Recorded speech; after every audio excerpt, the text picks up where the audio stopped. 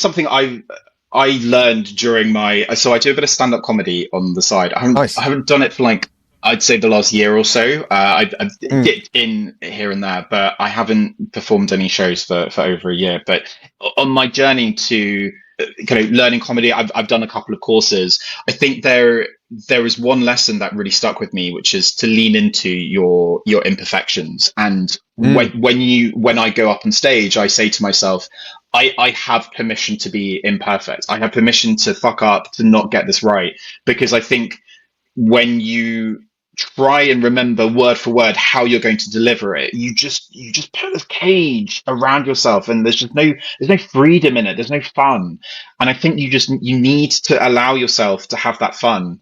And which means that there isn't this standard of 100% perfection. It doesn't exist, but of course we create in our minds what that looks like. I tend to find the more freedom you give yourself and the more fun you can have in that moment, the more likely you are actually, ironically, to reach that standard that you actually want.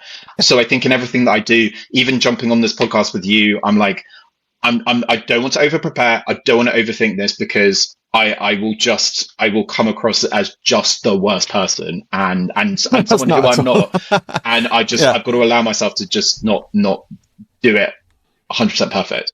It's just not fun. I love that.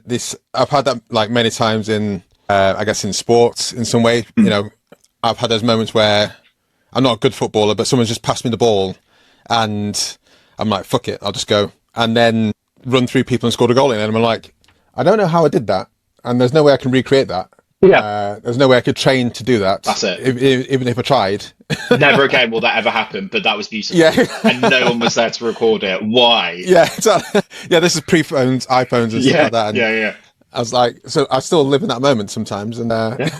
But you will create another moment that is completely different but completely awesome absolutely, in its own way. absolutely. Yeah. I know I'm learning the guitar now. I've played guitar since I was a kid, Love but I've that. always just played songs and like forgotten them as soon as I've gone. And then I'm learning properly now and learning the scales, learning the notes, Yeah. and that gives you that bit of freedom to go. Oh, if you make a mistake, actually that's fine. Just bend it into something else, and that could be a different direction that you hadn't expected before. And then you're like, oh well, now this is a thing you do. It is. It's like it's this completely unintentional creativity that you're like, oh shit, I've stumbled upon something quite good here. Yeah. Yeah. Now, the analogy I give to people is you're fluent in English, but that doesn't mean you know every single word in the dictionary.